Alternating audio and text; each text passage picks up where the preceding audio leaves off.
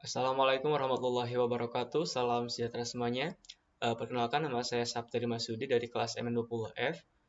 Saya akan sedikit menjelaskan mengenai materi pasar modal dari mata kuliah Teori Portofolio dan Analisis Investasi oleh dosen Bapak Dr. Andes Gustian Juanda. Oke, langsung aja kita ke materinya. Yang pertama di sini ada pengertian pasar modal. Pasar modal adalah tempat pertukaran instrumen keuangan di mana penjual dan pembeli terhubung dengan individu yang membutuhkan uang dan orang yang menginvestasikan dananya dalam bisnis yang terdaftar di pasar modal Indonesia, yang dikenal sebagai Bursa Efek Indonesia atau BIE.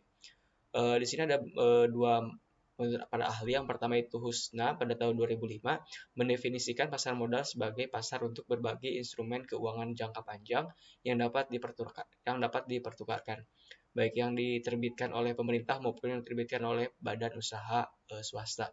Sedangkan menurut Horayan pada tahun 1999 berpendapat bahwa pasar modal pada dasarnya sama dengan pasar umum, yaitu tempat di mana penjual dan pembeli berinteraksi satu sama lain dengan perbedaan utama adalah bahwa objek transaksinya adalah modal.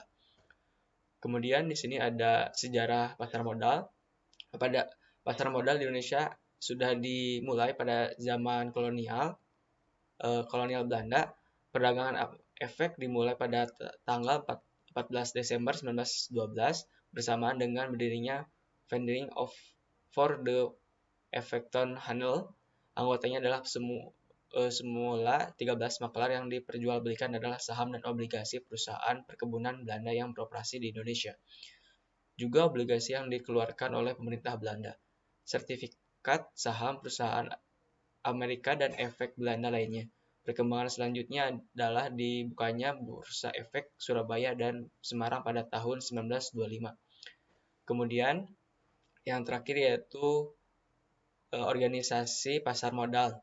Jadi organisasi atau lembaga yang terlibat dalam pasar modal adalah di Indonesia adalah yang pertama pemerintah, dalam hal ini adalah Bapemam, yang kedua itu perusahaan emiten, yang ketiga lembaga penunjang emisi seperti penjamin emisi, perusahaan penilaian, akuntan publik, notaris, dan konsultan hukum.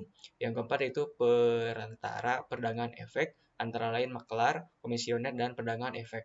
Dan yang terakhir adalah para pemodal, baik perorangan maupun lembaga.